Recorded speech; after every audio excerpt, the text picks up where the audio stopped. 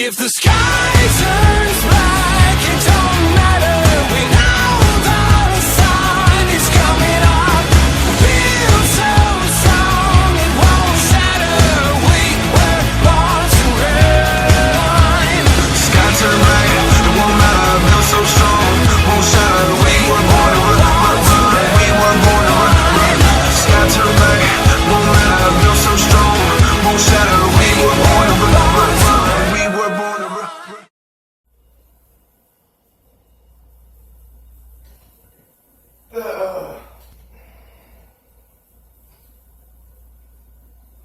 Thought it was over. Jets lose again.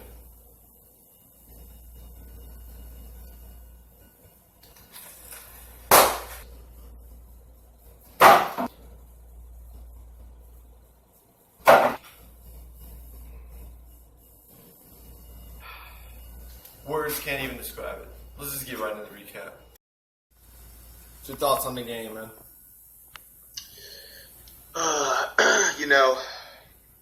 We were underdogs in this game. So we weren't really supposed to win this game because, if it was like we were 1 point underdogs or 3 point underdogs maybe, but we were 9.5, that's a lot of points.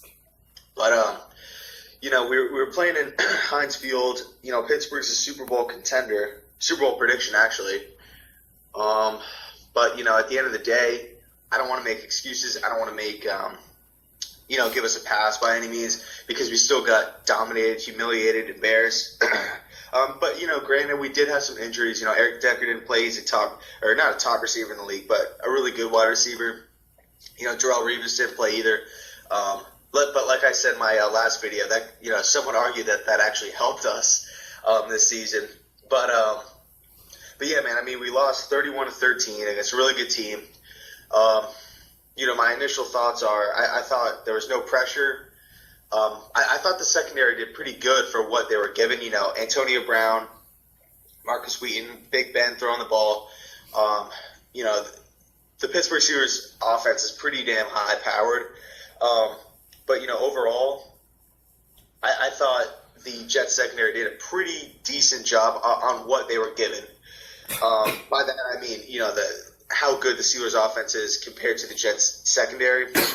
Yeah. I think we did a pretty good job in that category. But I thought, the linebackers didn't do anything, excluding David Harris. And then, the defensive line didn't get any pressure, on Big Ben. So, that's on the defense side of the football, it's not going to, win you enough games, especially when you're going up against the best offense in the NFL with the best wide receiver, with the top 5 quarterback, with the best running back in the league. So, and a stacked offensive line as well.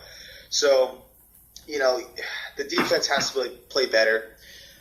I will say this though, Todd Bowles, our defense looked better than previous weeks for sure. All things considered, we're letting Alex Smith look like Peyton Manning out there. And, in his prime. But then, we bounce back with Pittsburgh and we play, I don't want to say we play good, but, with our top corner being out and the best wide receiver at top 5 quarterback, the top running back and this and that, like there's so many different dimensions you have to cover, like game planning for this game by the Jets. I thought we did an okay job at, managing Pittsburgh's offense as a unit. So, yeah, I'm just going to leave it at that with the defense. And then on offense, it's just like I said in my video on my channel, Jet Central, it just looks like we're flatlined. We just come out and we're just like, all right, let's just hurry up, just get this game over with and just go home and relax. It doesn't seem like they actually want to win the game. I'm not saying everybody. I'm just saying, as a whole, just – with bad throws, behind the receivers too low, right. With the drop passes when they are on the money, with the clock management, which is just horrible. It's like I'm tired of seeing this clock management. Really, I'm at the point where I wish Todd Bowles or Changeli, whoever, would just hire somebody and just pay them whatever. $20 an hour, whatever. Just pay someone to sit on the sidelines right next to Todd Bowles and he is in charge of clock management. That's Todd Bowles wouldn't have to worry about it. He's not even good at it. So, I mean, if you have an expert in there, that knows when to call timeouts, that knows when to, have the quarterback spike the ball, that knows when to call plays to get out of bounds and whatnot. Not, punting the ball. I mean, it doesn't really have to do with clock management, but it kind of ties in with it. But, late in the game, the Jets were down by 2 scores, and we pumped the ball on 4th and inches, or 4th and 2, I think it was. One of those two, I don't know. But, I mean, there's like 3 minutes left or 4 minutes left. I mean, we're down by 2 scores. We need, I don't understand the logic behind punting the ball back to the number 1 offense, like I said, and just trying, hoping for a 3 and out. I mean, I don't get that at all, man. And it's just like I like Todd Bowles. I think he's a good coach. But some of his decisions during the game, play calls, clock management, it really irritates me because they're questionable. Some of these calls are questionable. So, yeah, I'm just going to leave it at that with Todd Bowles. And then just on regards to Ryan Fitzpatrick real quick, because I know he's been, a topic of discussion, whatever, these past few weeks. Fitzpatrick, numbers-wise, like if you're a numbers guy, you just look at the numbers, or you just like watch the game on like your phone. He looked pretty good. He was completing passes. He didn't have any turnovers. He had a touchdown pass. But if you actually watch the game, the eye test, a lot of his passes were behind wide receivers. Yeah. A lot of them were low. He fumbled on the first drive or on the second drive or something like that, but he was able to get it back. And then his only touchdown pass, his lone touchdown pass to Brandon Marshall, should have been intercepted. It was the corner perfect right here. Brandon Marshall made a fantastic play reaching over the cornerback to snag the football. But, I mean, that play should have been intercepted, and that was in the red zone. If that was any other wide receiver on the Jets, that would have been an interception. And obviously it doesn't really look like that. He's not getting any blame because it is a touchdown pass, and, he didn't have any turnovers. But if that was a pick, I believe that, it would be, more, we'd be talking about it more in the media. But since, Brandon Marshall made that amazing play, and it obviously resulted in a touchdown as opposed to an interception in the red zone, I think, a lot of people are just seeing like that side of it, just saying, okay, Ryan Fitzpatrick didn't throw any interceptions. He didn't fumble and turn the ball over. But at the end of the day, we still lost by we lost big time. Mm-hmm. A lot of people have been asking me, still talking about Fitzpatrick, a lot of people have been asking me, what are my thoughts on him? And like I said last week, I don't want to see Ryan Fitzpatrick next season. He's done. I don't want him next season. I wish we would have done what we said, or what I was saying before the season started, in which sign a veteran quarterback or trade for one like Josh McCown and start Geno Smith. Because I just feel like, even though Geno Smith is not the greatest QB out there and he's not even a top 20 quarterback in the league, I still believe that he can do better with this team than what Ryan Fitzpatrick is putting out there right now. And real quick, too, another thing is we lost against Pittsburgh. I mean, granted, they're a really good team. We're, 1-4 or 1-5? Which is it? 1-4? 1-4. Okay, yeah. So, I mean, we have next week up against Arizona. If we lose this game, even if we if we lose this game, I'm starting Geno Smith for the rest of the way. At least give him a shot because we know what we're going to get with Ryan Fitzpatrick. We know he can't throw the deep ball.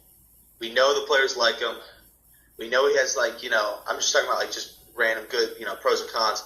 He knows the offense. He can make plays happen with his feet and whatnot from time to time. And the players like him, and the coaches trust him. But at the end of the day, you look at him. He doesn't have any playoff wins. He's never even made the playoffs. He can't throw the deep ball. He turns the football over too much. At that time we would be 1-5. So I think we'd be forced to make a change. And my final point, I just want to talk about him real quick, is something I don't understand with Ryan Fitzpatrick and the New York Jets. why are we acting like this guy is the first overall draft pick? Or why are we acting like this guy is like, we just signed like Brock Osweiler or Ryan Tannehill to where, or Jay Cutler to where like, oh, we signed him to a really big deal, and, we don't want to have all this money sitting on the bench. Like, look at Jay Cutler in the Bears situation real quick. Jay Cutler is getting paid a ton of money. Jay Cutler is better than Ryan Fitzpatrick. But right now, Jay Cutler got hurt, by the way. John Fox, the head coach of Chicago, is tempted to start Brian Hoyer over Jay Cutler. Why? Because he thinks Brian Hoyer gives the Bears the chance to win as of right now. If Ryan Fitzpatrick keeps losing these games, I don't understand, why Todd Bowles and these guys are so hell-bent on starting him. I mean, I understand, he had a fantastic season last season, and I know we brought him in to be the starter, and I know the players like him and this and that, but at the end of the day, this is Ryan Fitzpatrick, a 7th-round draft pick out of Harvard, who has pretty much performed as like the 30th best quarterback in the league, maybe behind Blaine Gabbert and maybe another Cody Kessler, I'll say. So he's a top bottom 5 quarterback. That's what he's playing like this season in my eyes. And Todd Bowles didn't draft him. He's just a veteran quarterback we just brought in. We didn't. I don't understand the logic behind feeling forced to start him, like you see with Miami Dolphins. Like the Dolphins suck, but we paid Ryan Tannehill all this money, so he's kind of forced to start. Same thing with the Bears I was just talking about. I could go down the list of all these other teams too, but I'm not going to do that. But I'm just going to leave it off on that note. Is I don't understand why Todd Bowles and these guys are, so stuck with Ryan Fitzpatrick, thinking he's like a top 5 QB and he's going to like lead us to the promised land. I mean, what has he done to show us that he can't, except for last season? Last season is last season. And so, yeah, I guess I'll just leave it at that. So I'll pass it back over to you, man. All right, man, you made a lot of good points there, and a lot of good things you hit on. But in regards to the Pittsburgh game, I guess I'll start with that, since this is the recap video. In regards to the Pittsburgh game, I believe the main 3 reasons actually that we lost was the defense not living up to its hype. Yet again, what is this, the 5th week in a row? 5th week in a row, the defense is not living up to its hype, not getting to the quarterback. It was embarrassing, man. And the secondary, obviously, blowing plays throughout the whole game. The coaching was another good reason why we lost. It was, oh my goodness, like the punts, man. Why are you punting it when you're facing one of the best offenses in football? You're down by 2 scores, with like 7 minutes in the game, and you still punt the ball. Like, you only need 2 yards. Come on now. But there was like 3 different instances when they punted when they should have went for it on 4th down. There was a 4th and inches, a 4th and 1, and a 4th and 2, and they punted on all 3 times. Like, you got to be kidding me. You got to have some sort of aggressive mentality to get those 2 yards. Like, that's a quarterback sneak. That's all you need to do, and you fall forward. Fitzpatrick can get 2 yards on the ground. And my third main reason was the running game. Like, we can't even establish the running game, it seems like, anymore, because we keep playing from behind, thanks to the secondary, thanks to the coaching. So if we can, fix those 3 critical errors, the defense, the coaching, and the running game, and moving forward, obviously no turnovers, moving forward, we can win a lot of games. Now, and with saying that, I'll go to the Fitzpatrick topic. A lot of people have been disappointed over Fitzpatrick's play, in the first, we'll say 4 out of 5 games. I think in that Buffalo game he did pretty well. He completed a lot of his passes, but in the first 4 out of the 5 games, yeah, he did. He's shown that he cannot compete no matter how hard he tries against top-tier defenses in the National Football League. That being said, we have been injured all across the board. We've got rookie receivers down there playing a 3rd receiver position because even the 3rd receiver was injured. And you've got just Brandon Marshall as your freaking threat, your main threat in offense. So if we can get Robbie Anderson clicking, though, man, that dude's a burner, man. Just throw the ball in front of him while he's down the field. Lead him to the ball. That's the problem with Fitzpatrick. Real quick, let me just interrupt you real quick. Robbie Anderson, it's the same exact problem that we were having last season with Devin Smith. A fast receiver that is primarily known in college for the deep ball. Ryan Fitzpatrick can't throw the deep ball. So, I understand, the thought process and trying to bring these guys in because, yeah, it is important. And, you know, when you have Brandon Marshall over there, Eric Decker over there, Quincy Nunwa over there, Robbie Anderson over here, you have to be like, okay, you know, which 6'4" wide receiver do we have to lock down? Which, you know, actually. Sorry about that brief interruption. Had a little bit of technical difficulties there. All you Patriots fans should know about that. No, but you know, the Fitzpatrick situation.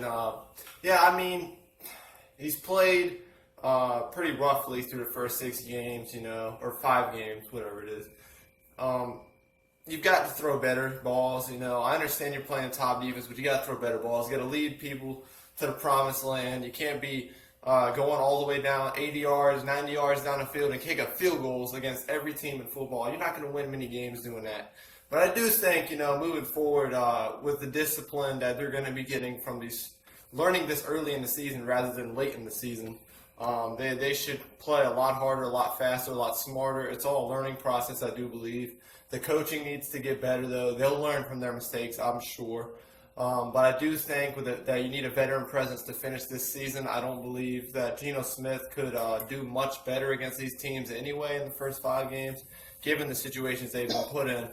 He'd still struggle a little bit against these defenses. But, you know, give or take, you know, either way, at the end of this year, both quarterbacks are going to be gone, so we're going to see what's going to happen with that and all that stuff. But, yeah, so that's how I feel about that situation, you know what I'm saying? We're going to have to see, you know, he's playing a lot easier, I believe, teams down the stretch. So if he plays the same way, then obviously he's not the guy anymore. But we'll see what happens with that. With that, we're going to end the video. Thank you for tuning in, guys. Jets Steelers recap. Stay tuned for the Week 5 recap totally. And the preview for the Jets Cardinals Monday Night Football game. Stay tuned. Thanks, Jet Central. Thank you guys for tuning in.